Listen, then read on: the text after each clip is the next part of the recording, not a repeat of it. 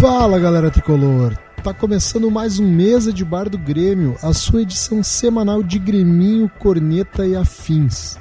Eu sou o Rodrigo Azevedo e essa semana estamos sem a versão tradicional do podcast Mesa de Bar do Grêmio, mas com o também tradicional Drops MBG, que é a versão reduzida, né, com comentários aí de alguns convidados especiais. Essa semana a gente teve uns contratempos aí na agenda dos participantes, tá? Então a gente resolveu fazer o seguinte, a gente combina com vocês que a gente faz uma troca. Essa semana a gente grava 2 drops, tá? Um antes e outro depois desse importante jogo pela Copa do Brasil. E vocês continuam seguindo e ouvindo a gente. E aí na semana que vem a gente volta à programação normal com o programa, beleza? Vale sempre lembrar então quem está acostumado aí a nos ouvir nos meios tradicionais, né, no nosso site ou no nosso feed, que agora o Mesa de Bar do Grêmio também está no YouTube. E para você que está começando a nos ouvir no YouTube, saiba também que nós temos o site www.mesadebardogremio.com.br e também o feed, que você pode adicionar aí em qualquer aplicativo de podcast que você tenha, beleza? Então adiciona a gente no feed, se inscreve no nosso canal do YouTube, curta as nossas páginas no Facebook, no Instagram, no Twitter e ajude a divulgar o Mesa de Bar do Grêmio aí entre a gremistada, beleza? Seja um padrinho do Mesa de Bar do Grêmio. A partir de R$1 por mês, você já pode contribuir e ajudar o projeto, além de participar das promoções, brindes e chopes cremosos que o Mesa de Bar oferece. Seja um padrinho do Mesa de Bar do Grêmio acessando www.padrim.com.mbg. Cervejaria 4 Árvores, na Avenida Pará 970 em Porto Alegre, e tem o apoio de H10 Brasil, idealizadora do rótulo Copeira. Conheça esse e outros rótulos acessando facebook.com/H10 Brasil. Participe do Desejo Azul, um projeto que realiza os desejos relacionados à paixão pelo Grêmio de crianças e jovens portadoras de doenças graves por meio de solidariedade dos torcedores gremistas. Acesse o site desejoazul.org ou nas redes sociais pelo twitter.com/desejoazul e facebook.com/desejoazul e ajude. Então vamos àquilo que interessa, né? Vamos ao futebol. 2 jogos na semana passada valendo pelo Campeonato Brasileiro. Grêmio 2, São Paulo 1, na quinta-feira, dia 6. Um jogão, uma baita virada do Grêmio para cima do São Paulo aqui na Arena. Everton dando show.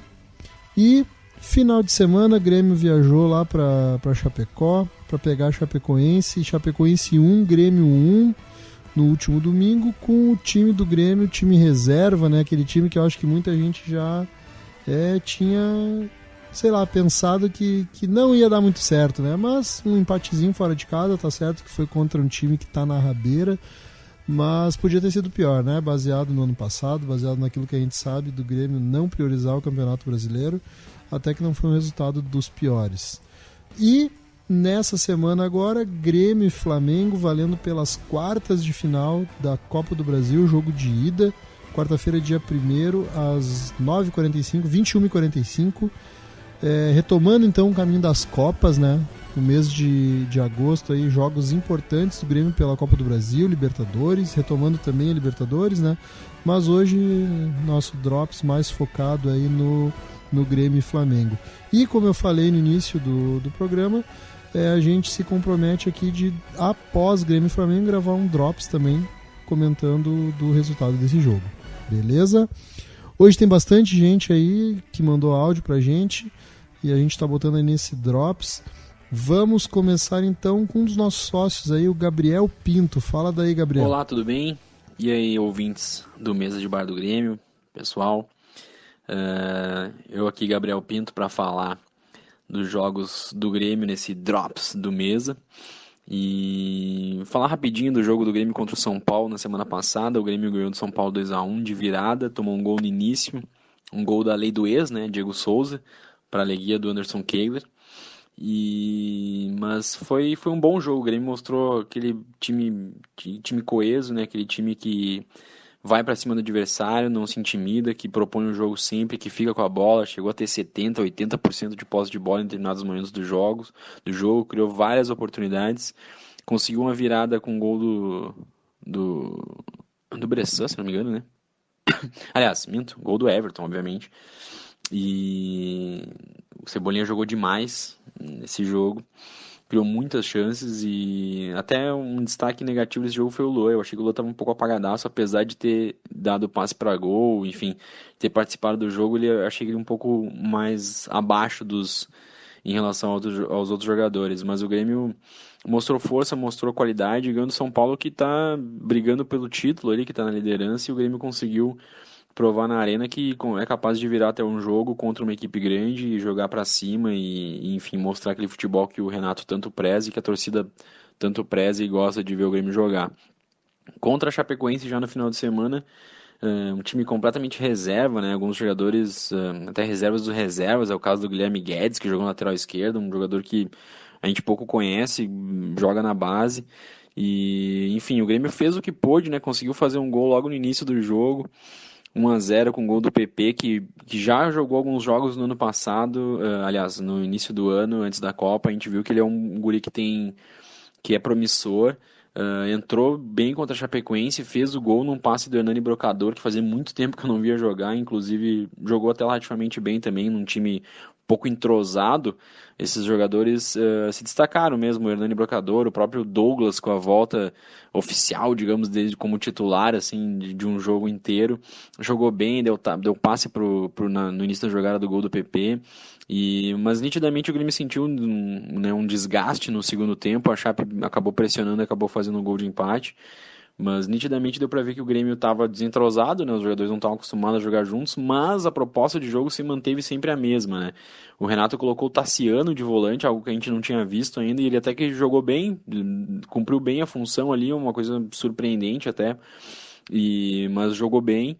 E o Grêmio conseguiu, enfim, mostrar um futebol até de certa forma de qualidade, assim, né?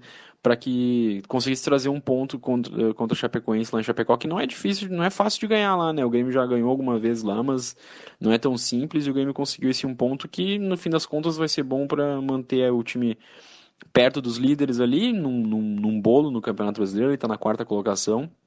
E para ver o que vai acontecer agora em agosto nas disputas da Copa do Brasil e da Libertadores, vamos ver o que o Brasileirão vai nos deixar ali sobrando, né?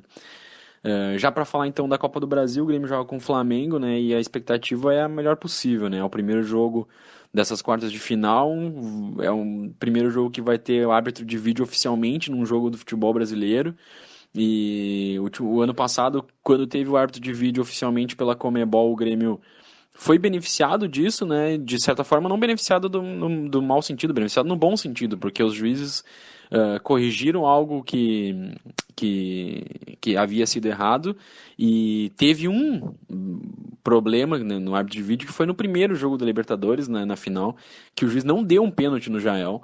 Claríssimo que o árbitro de vídeo poderia ter dado, mas eu acho que, enfim, era início daquela função toda. Agora, passado a Copa do Mundo, o árbitro de vídeo já tem um caráter já não mais de experimental, e eu acho que a Copa do Brasil, com o árbitro de vídeo, ela vai ganhar um pouco mais de lucidez, um pouco mais de transparência, talvez, e eu acho que os juízes vão poder apitar melhor e interferir menos nos resultados dos jogos. E eu espero que o Grêmio vá para cima do Flamengo. O Flamengo está desgastado porque jogou com o time titular no Brasileirão no final de semana. O Grêmio poupou seu time, então o Flamengo vem num desgaste maior.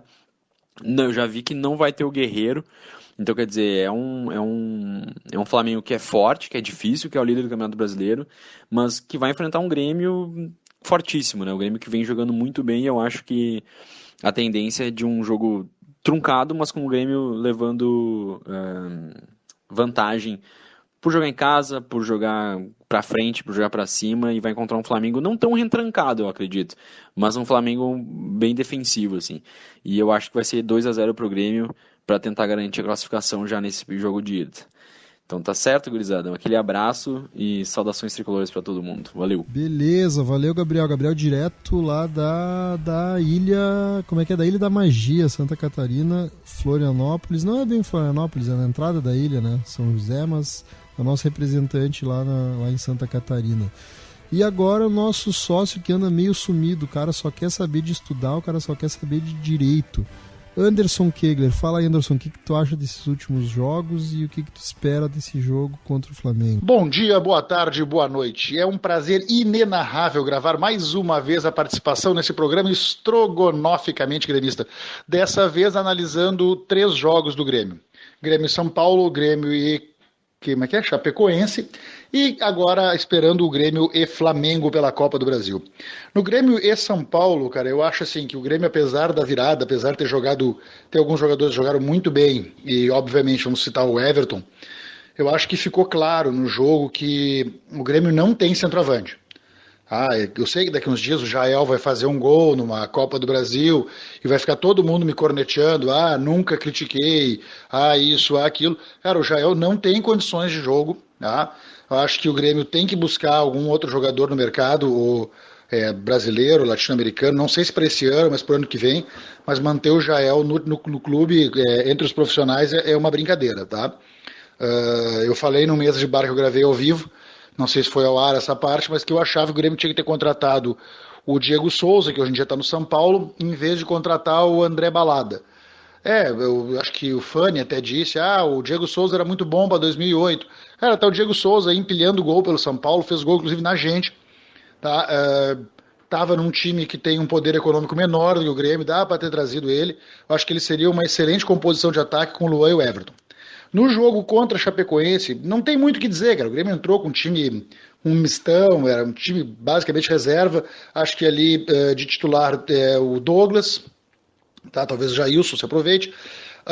Eu vi um rapaz jogando pela esquerda ali que perdeu do Grêmio matar o jogo, porque acho que é falta de toque de bola, falta de campo, né, de jogar a bola, perdeu de fazer um passe que a gente matava o jogo, tinha acabado com a Chapecoense. O segundo tempo foi normal, cara, um time que não está acostumado a jogar acaba tomando pressão, ainda mais na situação do Chapecoense. A Chavista, até o Renato falou isso aí na entrevista depois. O jogo com o Flamengo, quarta-feira, é um jogo, claro, eu vou dizer que é um jogo decisivo, é um jogo importante, é um dos principais jogos do ano, blá blá blá, blá blá, uísque sachê. Cara, o Flamengo é um time que está bem no Campeonato Brasileiro, tá? Vem jogando um bom futebol, não dá para levar na brincadeira. Tá? Eu acho que o Grêmio vai jogar sério na Arena, eu não vejo o Grêmio completo, não vejo como o Flamengo vencer o Grêmio, se o Grêmio entrar determinado, porque eu acredito que o Grêmio ainda é o melhor time do Brasil, tá? Quiçá da América do Sul, mas isso aí a gente vai descobrir agora adiante nos jogos da Libertadores. Mas, cara, o Grêmio, um time titular, eu não vejo o Flamengo como um time que possa bater o Grêmio na Arena e nem no jogo de volta. Acho que o Grêmio passa pelo Flamengo, né? Assim, considerando o histórico recente, tá? Mas, no mais, cara, é isso aí, cara. Acho que a gente tem que começar a pensar, não sei se para esse ano, mas eu sei que a gente está recém em agosto, ou julho, mas tem que pensar no centroavante, um jogador de frente para o ano que vem, porque o que a gente tem aqui é muito insuficiente. Tá, no mais é isso aí, pessoal. Vamos todo mundo aí pra Arena quarta-feira, menos eu, porque eu vou ficar em casa vendo o jogo no pay-per-view, tá? E o resto a gente vai se juntando aí em breve, uma participação ao vivo. Então tá, pessoal, beijo no coração de todo mundo, bom dia, boa tarde, boa noite. Maravilha, seguindo então nossos comentários e começando agora com os nossos convidados especiais, né? Aquela menina que nos acompanhou ano passado todo, que alguns aí já estão com saudade daquela voz, mas que ela, todo o programa ela chama o bolão pra gente, né? Débora Capelari, fala daí, Débora, o que tu acha desses jogos aí, o que tu tá esperando de Grêmio e Flamengo? Olá, pessoal, falar um pouquinho de Grêmio e São Paulo. Acho que foi um jogo rude. O Grêmio entrou perdido em campo. São Paulo estava melhor tanto no primeiro tempo como no segundo. Acho que a gente precisa ter paciência, porque vai levar um tempo para o time acertar o meio de campo, ainda mais com a saída do Arthur. Mas tudo vai se ajeitar. Acho que o Douglas está voltando bem, o Marinho parece estar se entrosando no time. Vamos ver. O Cebolinha foi o nome do jogo, né? Com certeza o melhor em campo, com aqueles 2 gols maravilhosos que salvaram a noite. Fez valer a pena a gente ir na Arena, porque o futebol não foi bonito. Inclusive eu trouxe uns números deles, adoro números. Eu vi no Twitter do Grêmio Números os dados do Everton em 2018 e ele tá muito bem. Em 31 jogos, marcou 11 gols e deu 5 assistências, um pouco mais de 50% de aproveitamento. o que mostra que eu acertei quando eu disse que ele devia substituir o Pedro Rocha. Além disso, ele está a 2 gols de ser o vice-artilheiro da Arena. Ele tem 26 gols, o Barcos 28 e o Luan 33. Acredito que com a qualidade dele, vai buscar fácil o Luan. Não sei se passa, mas com certeza a diferença vai ficar pequena. No momento, inclusive, eu acho que ele está sendo mais importante para o time do Grêmio do que o Luan, de tão bem que ele está jogando. O tempo vai dizer se eu estou certa, se ele vai se destacar mais ainda. Vamos ver. Sobre o jogo contra a Chape, eu não posso falar porque eu só vi os últimos 15 minutos e se eu achei Grêmio e São Paulo rude, esse Grêmio Chapecoense foi tenebroso do que eu vi. Foi horrível, horrível. Time completamente desentrosado. Mas eu deixo uma sugestão de que acompanhe o PP. O Rafa Pinto, analista de futebol do Grêmio, já tinha alertado no Twitter dele que ele promete ser mais uma grande revelação do Grêmio. Vamos ver, ao que parece, vai ser mesmo e eu estou na torcida para que isso aconteça. De 15 jogos, o PP marcou 2 gols e deu 2 assistências. Lembrando que ele não jogou, nem todos, ele jogou os 90 minutos. Então vamos ficar de olho e na torcida para que seja mais um talento revelado pelo Grêmio. Acho que a contratação do Capixaba foi muito oportuna, que o Marcelo Avenida não dá. Ele tem que ser banco do banco do banco, tipo, sem condições. Todo mundo passa por ele. Então, vamos torcer para ver como é que vai ficar o Capixaba, que já podia ter estreado, mas o Renato preferiu não colocar. Vamos ver como é que ele vai se sair. Era isso. Saudades de gravar o Mesa. Um abraço para todo mundo. Tchau. Seguindo, então, mais um padrinho. Para quem não sabe, a Débora é a nossa padrinha, né?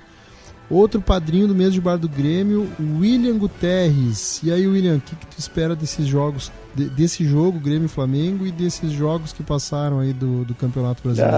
Olá a todos e mandaram um áudiozinho para falar sobre o Grêmio. Eu vou falar mais sobre o nosso querido Agosto da Maracujina, que vai ter aí, onde eu acho que o Grêmio no Campeonato Brasileiro vai ser só time reserva, né? Pelo menos até a segunda partida contra o Flamengo, que é no meio de agosto. Aí depois vai ter 2 partidas bem difíceis contra o Corinthians e o Cruzeiro ainda, que eu acho que uma dessas aí até pode pegar um time titular, talvez no jogo em casa contra o Cruzeiro. Mas, bom, vai ser um agosto bem difícil, né? Vai ser um agosto duro, um agosto bom para Maracujinazinha, né? Tomar e aguardar, esperando sempre que tenha uma vitória. E sobre o jogo contra o Chapecoense, valeu 1 ponto. O que importa é o ponto somado. Valeu, abraço. E para fechar então esse Drops, ele que também participou com a gente o ano passado todo, esse ano também algumas participações aí em Drops até agora. Ele que é o cara que nos apoia com a cerveja copeira. João Hernandes, fala daí, João. Vamos lá, gremistada. Os 2 jogos que passaram no tricolor contra o São Paulo, um jogão. Os titulares mostrando por quê.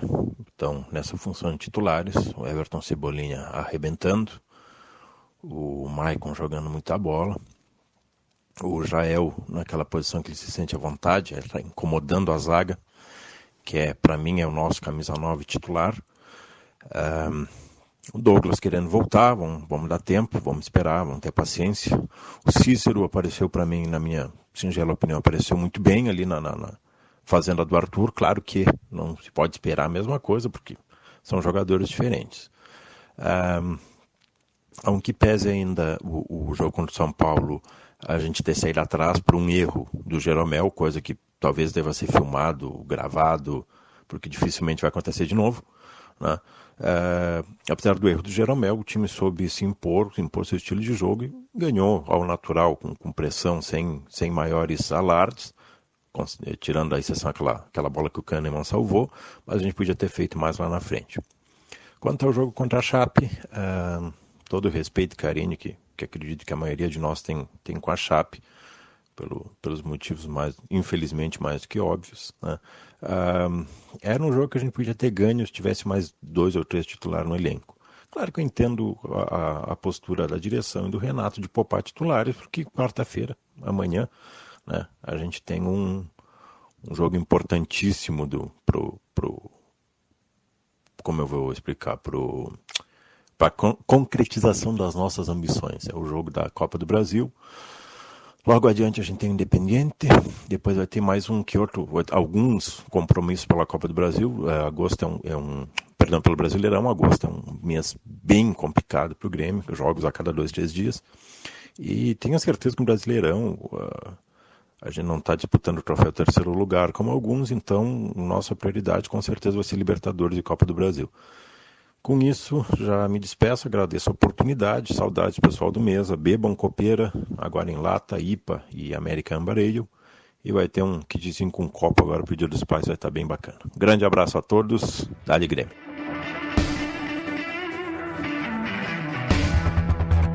Beleza, então, pessoal, esse foi o nosso Drops dessa semana, pré-jogo de quartas de final da Copa do Brasil, Grêmio e Flamengo, jogo de ida aqui na Arena.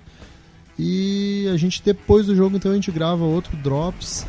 Por hoje é só. Um grande abraço a todos vocês. Continuem nos seguindo nas redes sociais, continuem seguindo o nosso feed, continuem se inscrevendo lá no YouTube. Até depois do jogo, que esperamos que seja aí uma grande vitória do Grêmio sobre o Flamengo. O que eu espero é que o Grêmio siga nesse ritmo aí, como foi, por exemplo, contra o São Paulo, né? Essa retomada de Campeonato Brasileiro. Que o Grêmio na Copa do Brasil continue nessa ascendente e que o Grêmio mostre quem é o verdadeiro rei de Copas aqui no Brasil. Grande abraço, galera. Até o próximo.